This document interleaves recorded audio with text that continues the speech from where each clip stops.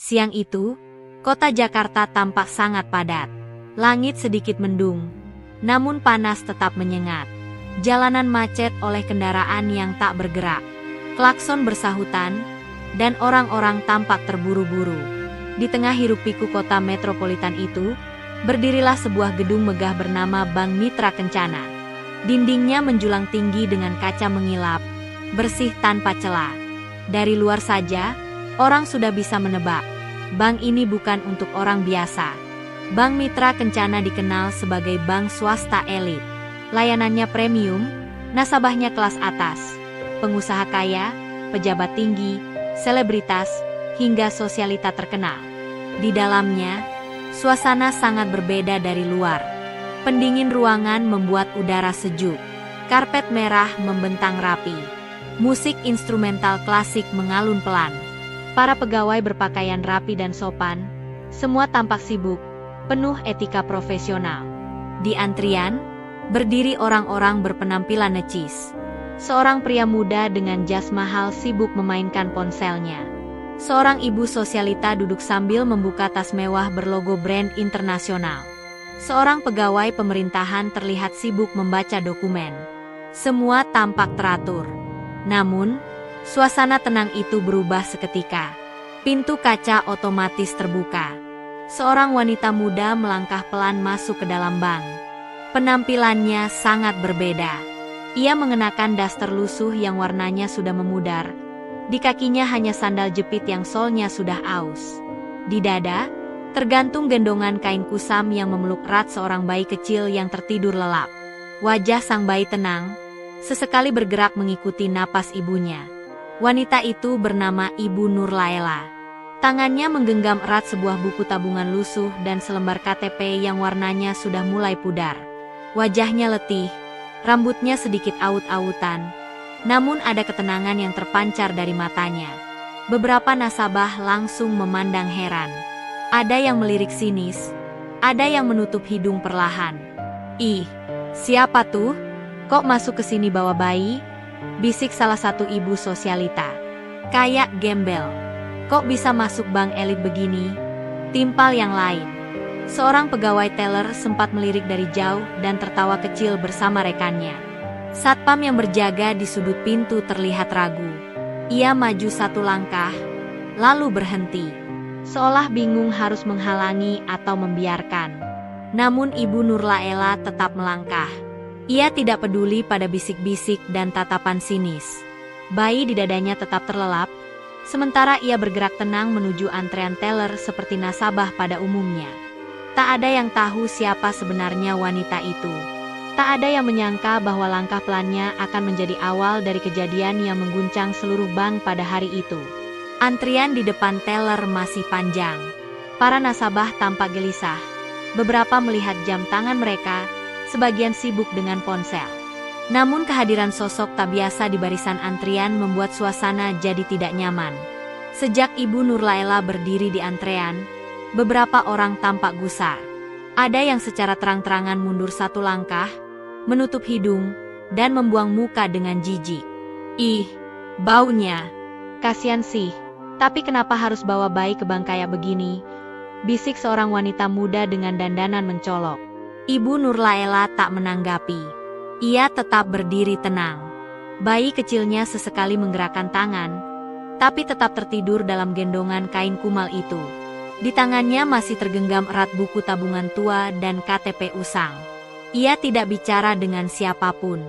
Tak ada ekspresi marah atau tersinggung di wajahnya, hanya keheningan dan kesabaran. Akhirnya, giliran Ibu Nurlaela tiba. Ia melangkah ke meja teller dengan pelan, lalu berdiri tepat di hadapan seorang teller muda bernama Siska. Siska tampak rapi, berhijab modern, wajahnya cantik dan penuh riasan. Namun senyum yang dilemparkannya terasa dingin. "Ibu, ada keperluan apa?" tanya Siska, datar dan ketus. Ibu Nurlaela menjawab dengan suara pelan namun jelas, "Saya ingin tarik uang, 1 juta rupiah saja." Siska mengangkat alis. Ia menoleh ke arah rekannya sejenak, lalu menahan tawa. Dengan suara cukup keras sehingga orang-orang sekitar mendengar, ia berkata, "Ibu yakin tabungannya ada isinya? Ini ban, Bu, bukan tempat minta-minta, loh. Ucapan itu membuat beberapa pegawai teller lainnya melirik. Salah satu dari mereka membisikkan komentar pada temannya. Lihat tuh, kasihan sih, tapi bawa-bawa bayi ke ban, minta 1 juta. Numpang duduk kali. Beberapa nasabah mendengar dan ikut tertawa kecil. Seorang pria parubaya di belakang bahkan berkata sambil berbisik.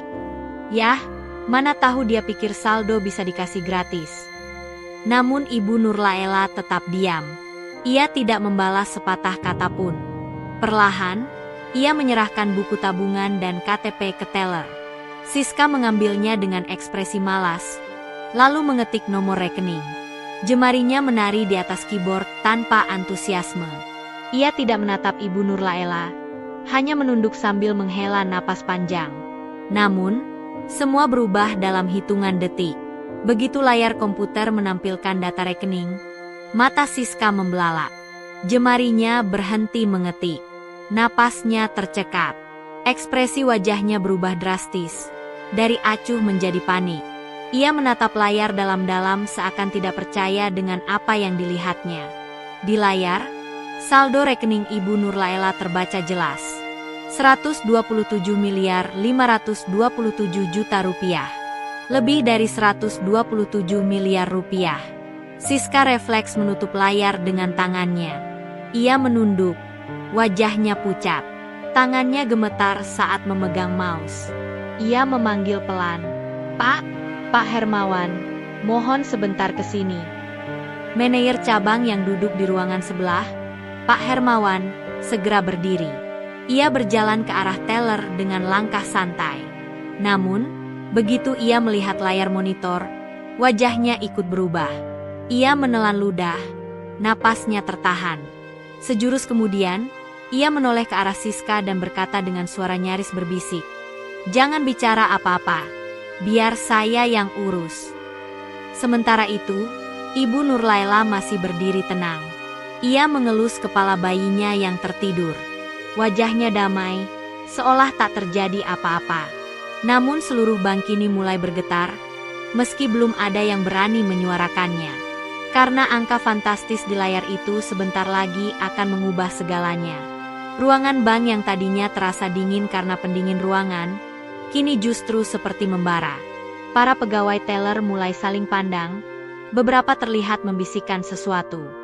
Namun tak satu pun dari mereka berani mendekat atau ikut campur. Hanya Pak Hermawan, manajer cabang Bank Mitra Kencana, yang kini mengambil alih pelayanan kepada Ibu Nurlaela. Dengan gerakan sopan, Pak Hermawan melangkah ke depan meja teller, menggantikan posisi Siska yang masih terpaku dan malu. Maaf, Bu, perkenalkan, saya Hermawan, manajer cabang di sini. Boleh saya bantu langsung proses penarikan uangnya? Ucapnya dengan suara pelan dan penuh hormat, jauh berbeda dari sebelumnya. Ibu Nurlaela hanya mengangguk pelan. Ia mengelus pelan dahi bayinya yang masih terlelap di gendongannya. Pak Hermawan lalu memberi isyarat pada 2 pegawai senior untuk segera membuka ruangan khusus nasabah. Prioritas. Ruangan itu biasa digunakan untuk klien elit, lengkap dengan sofa empuk, teh hangat, dan pelayanan khusus. Silakan, Bu. Kami antarkan ke ruangan VIP agar ibu lebih nyaman. Bayinya bisa beristirahat juga di sana. Ucap Pak Hermawan sambil membungkukkan badan sedikit. Suara dan sikapnya kini benar-benar berubah. Penuh hormat dan hati-hati. Siska yang tadinya mencibir, kini tak berani menatap langsung. Ia menunduk, menggenggam tangan sendiri. Malu bukan main. Beberapa pegawai lain ikut gelisah. Mereka sadar, wanita yang mereka hina barusan ternyata bukan sembarang orang.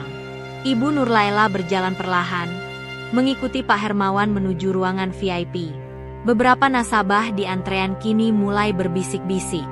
Mereka tak tahu apa yang sebenarnya terjadi, tapi melihat manajer bank sendiri mengantar wanita sederhana itu membuat mereka curiga sekaligus bingung. Loh, kok dia dibawa ke ruangan VIP? Bisik seorang ibu sosialita. Jangan-jangan dia orang penting. Tapi masa sih? Bajunya begitu. Balas yang lain dengan suara pelan. Di dalam ruangan VIP, Pak Hermawan sendiri yang mempersilakan Ibu Nurlaela duduk di sofa empuk. Seorang pegawai membawa minuman.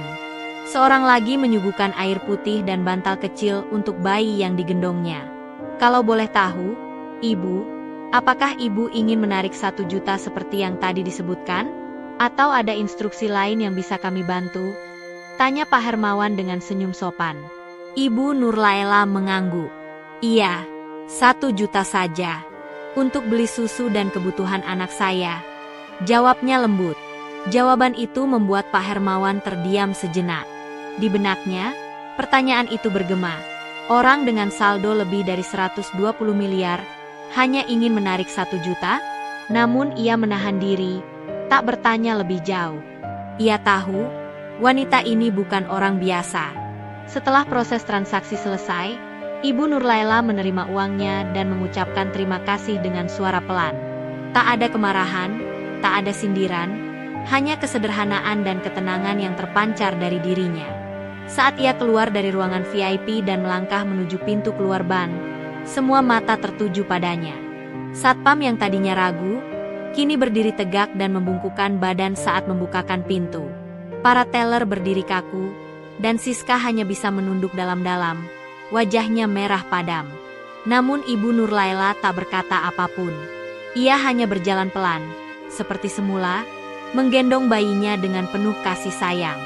Tapi kini, seluruh suasana bank berubah. Karena semua yang melihat tahu, mereka telah keliru. Sangat keliru. Setelah kepergian Ibu Nurlaila, suasana di dalam bank berubah drastis. Para pegawai yang tadinya bercanda dan bersenda gurau kini terdiam penuh penyesalan. Siska, teller muda yang sempat menghina Ibu Nurlaila, masih terduduk di kursinya.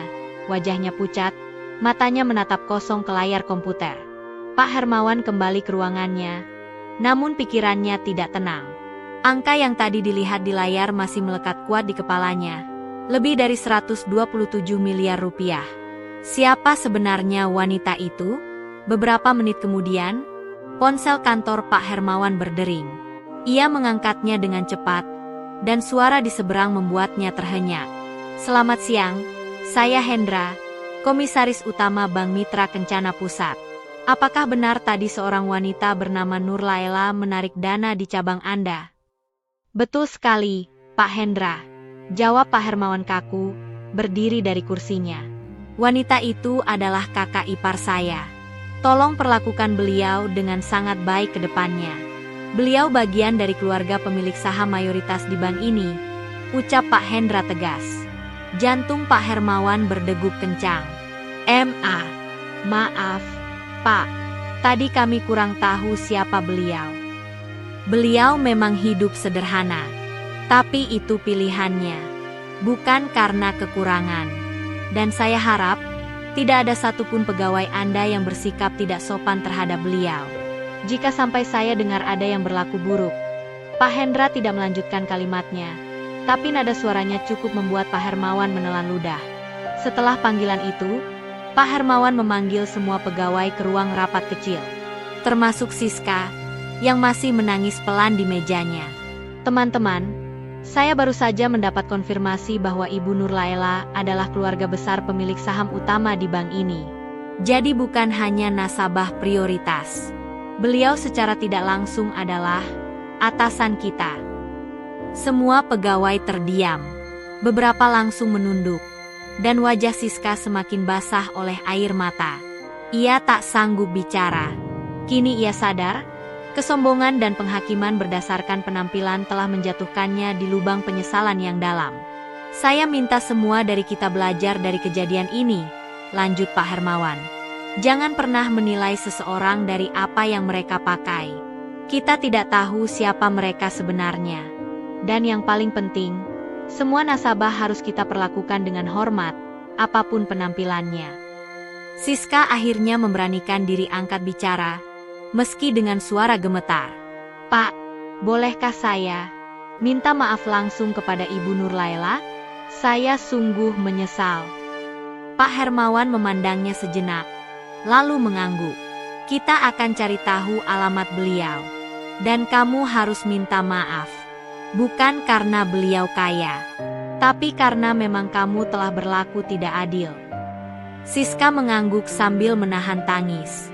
Di luar kantor bank, angin sore berhembus pelan. Ibu Nurlaela telah berjalan jauh, namun jejaknya meninggalkan pelajaran besar bagi orang-orang yang tadi memandang rendah dan memperlakukannya tanpa hormat. Mereka tak tahu siapa yang mereka hina, dan kini mereka mulai menyadari, kesederhanaan kadang menyembunyikan kebesaran yang tak terduga. Keesokan harinya, suasana di dalam kantor cabang Bank Mitra Kencana masih terasa canggung. Meski operasional berjalan seperti biasa, setiap pegawai terlihat lebih hati-hati dalam bersikap. Peristiwa kemarin masih membekas, terutama bagi Siska. Sejak pagi, Siska duduk di meja kerjanya dengan wajah lesu. Ia sudah menulis surat permintaan maaf yang panjang semalaman. Berkali-kali ia menangis saat mengingat bagaimana ia memperlakukan Ibu Nurlaela. Ia bahkan tak bisa memaafkan dirinya sendiri. Sekitar pukul 10 pagi, Pak Hermawan menghampiri Siska. "Saya sudah dapat alamat Ibu Nurlaela," ucapnya singkat. "Kalau kamu siap, kita bisa ke sana sekarang." Siska langsung berdiri. Matanya berkaca-kaca, tapi ia mengangguk penuh tekad. Tak lama kemudian, Pak Hermawan dan Siska naik mobil kantor menuju sebuah kawasan perkampungan di pinggiran kota. Meski agak terpencil, lingkungan itu tampak bersih dan rapi. Mereka berhenti di depan sebuah rumah sederhana berdinding bata tanpa ket, dengan pagar bambu kecil di depannya. Namun dari dalam tampak suasana asri dan sejuk. Mereka mengetuk pintu dengan sopan. Tak lama, pintu dibuka oleh seorang wanita tua berjilbab yang tersenyum ramah. Di tangannya, ia menggendong bayi mungil yang tertidur nyenyak. Siska langsung mengenali wajah itu, dan tubuhnya gemetar. "Selamat pagi, Bu. Maaf, apakah benar ini rumah Ibu Nurlaela?" tanya Pak Hermawan hati-hati. "Iya, benar. Silakan masuk," jawab Ibu Nurlaela lembut, mempersilakan mereka duduk di ruang tamu yang sederhana namun bersih. Setelah basa-basi singkat, Siska tak bisa menahan air matanya lagi. Ia berdiri dan langsung membungkuk dalam-dalam di hadapan Ibu Nurlaela. "Bu, saya mohon maaf. Saya sungguh menyesal atas apa yang saya lakukan kemarin. Saya telah bersikap sangat buruk. Saya tidak tahu siapa ibu sebenarnya. Tapi bukan itu intinya. Saya salah menilai, salah memperlakukan, salah menghina. Saya benar-benar minta maaf." Suara Siska pecah oleh isak tangis. Ibu Nurlaela hanya diam sejenak, menatap Siska dengan tenang. Kemudian, dengan penuh kasih, ia berdiri dan meraih tangan Siska. "Saya sudah memaafkan kamu sejak kemarin, Nak," ucapnya lembut. "Kita semua bisa hilaf. Tapi yang terpenting adalah bagaimana kita belajar dari kesalahan. Saya tidak menyimpan dendam sedikit pun." Air mata mengalir semakin deras di wajah Siska. Ia tak percaya mendapat maaf secepat itu. Pak Hermawan yang duduk di samping mereka hanya bisa menghela napas panjang. Ia merasa malu, namun juga terharu. Ibu Nurlaela melanjutkan, "Saya memang memilih hidup sederhana. Harta bukanlah segalanya. Saya lebih tenang hidup begini, tidak mencolok. Yang saya butuhkan hanya cukup untuk hidup dan membesarkan anak ini dengan baik." Siska mengangguk sambil menunduk. Ia merasa diberi pelajaran besar oleh wanita yang sederhana namun berhati agung. Sebelum pulang, Siska menyerahkan surat permintaan maaf yang ditulis tangan semalam. Ibu Nurlaela menerimanya dengan senyum tulus. Hari itu, Siska pulang dengan hati yang lebih ringan. Tapi pelajaran dari kejadian itu akan selalu tertanam di hatinya, bahwa orang yang sederhana belum tentu hina, dan bahwa kita tidak punya hak untuk mengukur seseorang hanya dari penampilannya. Hari itu, suasana kantor cabang Bank Mitra Kencana tampak berbeda dari biasanya. Pagi-pagi, para pegawai sudah terlihat sibuk merapikan ruangan, memoles meja pelayanan, bahkan memeriksa seragam masing-masing. Sebuah kabar besar telah menyebar sejak kemarin. Komisaris utama dari kantor pusat akan datang berkunjung langsung. Pak Hermawan, sang manajer, berdiri di depan cermin kaca di ruangannya, merapikan dasi berkali-kali. "Ini bukan kunjungan rutin. Ini adalah kunjungan khusus. dan ia tahu pasti bahwa kunjungan ini berkaitan dengan insiden kemarin, dengan sosok sederhana bernama Ibu Nur Laila. Pukul 10 pagi, sebuah mobil sedan hitam berplat dinas perusahaan berhenti di depan kantor cabang. Seorang pria berumur 50-an turun dari mobil. Wajahnya tegas namun tenang. Dialah Bapak Hendra Winata, komisaris utama sekaligus pemegang saham utama bank tersebut. Seluruh pegawai berdiri berjajar rapi menyambutnya. Pak Hermawan segera menghampiri dan menjabat tangannya dengan sopan. "Selamat datang, Pak Hendra. Kami merasa terhormat atas kunjungan Bapak." Pak Hendra hanya mengangguk singkat. Matanya menyapu seluruh ruangan. "Saya tidak datang untuk inspeksi rutin," ucapnya tegas. "Saya datang karena kejadian kemarin." Suasana langsung menegang. Tak ada suara terdengar selain hembusan AC di langit-langit. Pak Hendra melangkah masuk ruang rapat, diikuti oleh Pak Hermawan dan beberapa staf senior. Ia meletakkan tas kerjanya di meja, lalu berdiri sambil menatap semua yang hadir. "Kalian tahu siapa Ibu Nur Laila?" tanyanya. Pak Hermawan mengangguk pelan. "Kami tahu sekarang, Pak. Kami sangat menyesal atas perlakuan kami kemarin." Pak Hendra menarik napas dalam. "Beliau adalah kakak ipar saya. Tapi lebih dari itu, beliau adalah satu dari sedikit orang yang saya hormati. Hidupnya sederhana, tapi hatinya luar biasa. Dia punya saham besar di bank ini karena warisan almarhum suaminya. Tapi dia tidak pernah memamerkannya. Tidak pernah menuntut fasilitas khusus.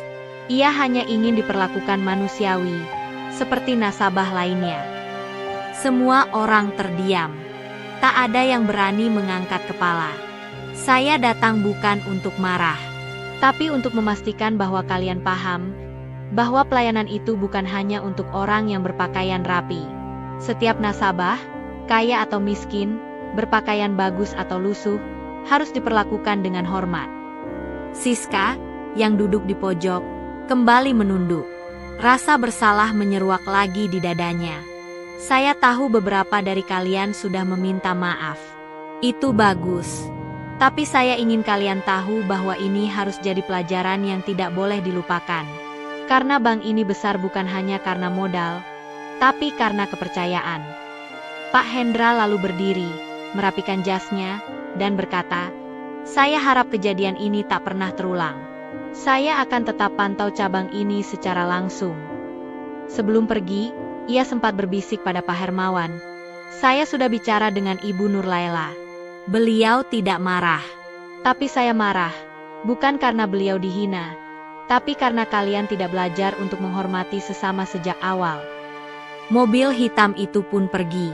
Tapi kata-kata Pak Hendra tertinggal kuat di hati setiap pegawai hari itu. Sejak kunjungan Pak Hendra, suasana di kantor cabang Bank Mitra Kencana perlahan berubah. Kata-katanya yang tegas namun penuh makna masih terngiang di telinga setiap pegawai. Pelayanan bukan hanya untuk yang berpakaian rapi. Hormati semua, tanpa pandang penampilan. Perubahan pertama datang dari sistem pelayanan. Pak Hermawan mengadakan rapat khusus dan menyampaikan kebijakan baru. Semua nasabah akan diperlakukan sama tanpa diskriminasi. Setiap pegawai frontliner diwajibkan mengikuti pelatihan ulang tentang etika pelayanan dan empati. Pelatihan tersebut dipandu oleh seorang psikolog senior dan berlangsung selama seminggu. Di sana, para karyawan diajak memahami berbagai karakter nasabah, dari yang ekspresif hingga yang pendiam, dari yang datang dengan mobil mewah hingga yang hanya berjalan kaki. Mereka belajar satu hal penting. Di balik setiap penampilan, ada cerita yang tidak terlihat. Siska mengikuti pelatihan itu dengan sungguh-sungguh. Ia kini menjadi pribadi yang jauh lebih terbuka dan rendah hati. Setiap kali melihat nasabah masuk, ia tersenyum lebih hangat, menatap mata mereka, dan menyapa dengan tulus. Tidak lagi menilai dari baju atau tas yang mereka bawa. Pada suatu hari, seorang ibu parubaya datang mengenakan daster dan sandal jepit, membawa buku tabungan yang hampir robek. Dulu, mungkin Siska akan langsung curiga atau bahkan malas melayani. Tapi kini, ia berdiri dari kursinya, menghampiri si ibu, dan dengan sopan berkata, "Selamat datang, Bu. Silakan duduk. Saya bantu." Ya. Ibu itu tersenyum lega, merasa dihormati. Kisah itu menyebar cepat di kalangan nasabah. Banyak orang mulai kembali menggunakan layanan cabang itu karena merasa diperlakukan dengan baik. Bahkan nasabah lama yang sempat pindah ke cabang lain kini kembali. Tak hanya pelayanan, suasana kerja pun berubah. Para pegawai kini lebih saling menghargai, tidak lagi membicarakan penampilan rekan kerja atau latar belakang keluarganya. Mereka mulai membangun budaya kerja yang lebih inklusif. Pak Hermawan pun bangga melihat perubahan itu. Ia menyadari bahwa satu kejadian buruk bisa menjadi titik balik untuk sesuatu yang jauh lebih baik. Ia bahkan menulis sebuah pesan khusus yang dipasang di dinding ruang tunggu bank. Harta tidak selalu terlihat dari luar. Dan hormat adalah hak setiap manusia, bukan hadiah untuk yang berpakaian mewah. Pesan itu menjadi pengingat harian bagi semua orang yang masuk ke dalam gedung bank itu. Sebuah kalimat sederhana, tapi penuh arti. Siska, yang dulunya menjadi sumber masalah, kini menjadi contoh perubahan. Ia bahkan dipercaya menjadi mentor bagi pegawai baru dalam pelatihan etika layanan. Ia tidak lagi menyesali masa lalu, tapi menjadikannya pijakan untuk tumbuh. Ibu Nurlaila pun diam-diam sering mengunjungi bank itu, bukan untuk menarik uang, tapi hanya untuk melihat dari kejauhan. Ia tersenyum puas melihat para pegawai bekerja dengan hati. Ia tahu, perubahan telah terjadi. Dan itu semua bermula dari sebuah kejadian kecil, yang membuka mata banyak orang tentang pentingnya tidak menilai seseorang dari penampilan. Hari itu, aula kantor pusat Bank Mitra Kencana di Jakarta tampak penuh. Sebuah acara tahunan bertajuk Hari Pelayanan Nasabah digelar dengan megah. Para karyawan dari seluruh cabang diundang untuk hadir, termasuk tim dari cabang tempat kejadian Ibu Nurlaila terjadi. Namun tahun ini terasa berbeda. Dalam susunan acara, terdapat satu sesi khusus berjudul Pelajaran dari Sosok Tanpa Nama. Para hadirin mulai berbisik. Belum ada yang tahu apa maksud sesi itu. Lampu sedikit diredupkan. Di layar besar mulai diputar sebuah video dokumenter singkat. Tampak cuplikan tentang seorang wanita sederhana, berpakaian lusuh, membawa kantong plastik, berdiri dalam antrean bank. Kamera menyorot bagaimana beberapa pegawai menatap sinis, memperlakukan acuh, hingga akhirnya sosok wanita itu duduk diam, menunggu dengan sabar. Lalu muncul narasi. Ia hanya ingin menarik uang, tapi dunia terlalu cepat menilainya dari penampilan. Seluruh aula terdiam. Lalu muncul cuplikan perubahan yang terjadi setelah insiden itu. Pelatihan pegawai, perubahan budaya kerja, dan ucapan maaf yang tulus. Wajah para pegawai yang kini lebih hangat dan ramah. Di akhir video, muncul potret wanita itu sedang menanam bunga di depan rumah kayu yang sederhana namun bersih. Narasi terakhir berbunyi, ia tak marah. Ia hanya berharap agar manusia bisa belajar menghargai sesamanya tanpa melihat bungkus luarnya. Video usai. Aula hening. Tak lama, Pak Hendra Winata naik ke podium. Ia menatap semua hadirin dengan mata berkaca-kaca. Rekan-rekan, video tadi bukan cerita fiksi. Itu kisah nyata. Wanita itu adalah Ibu Nurlaila. Ia kakak ipar saya. Tapi lebih dari itu, ia adalah cermin dari banyak orang yang seringkali kita abaikan. Ia tidak meminta dihormati karena kekayaannya. Ia hanya ingin dihargai sebagai manusia. Tepuk tangan bergemuruh. Beberapa pegawai menunduk, merasa tersentuh. Lalu Pak Hendra melanjutkan, cabang tempat peristiwa itu terjadi kini menjadi contoh terbaik perubahan pelayanan. Bukan karena mereka sempurna, tapi karena mereka mau belajar dari kesalahan. Di antara hadirin, Siska duduk sambil menahan haru. Ia tidak menyangka kejadian yang dulu membuatnya malu kini menjadi inspirasi untuk ribuan orang. Acara itu diakhiri dengan penyerahan penghargaan kepada cabang tersebut atas komitmen perubahan budaya kerja. Di balik panggung, Ibu Nurlaila hadir diam-diam, menyaksikan dari balik tirai. Ia tak ingin sorotan. Ia hanya ingin melihat apakah pesan kecilnya telah sampai. Dan ternyata, bukan hanya sampai, tapi telah menyentuh banyak hati. Sejak saat itu, Kisah tentang wanita sederhana di Ban menjadi cerita viral di media sosial dan forum diskusi. Banyak yang membagikannya dengan caption, "Jangan menilai orang dari penampilan. Bisa jadi, yang kita hina adalah orang yang suatu hari akan menolong kita."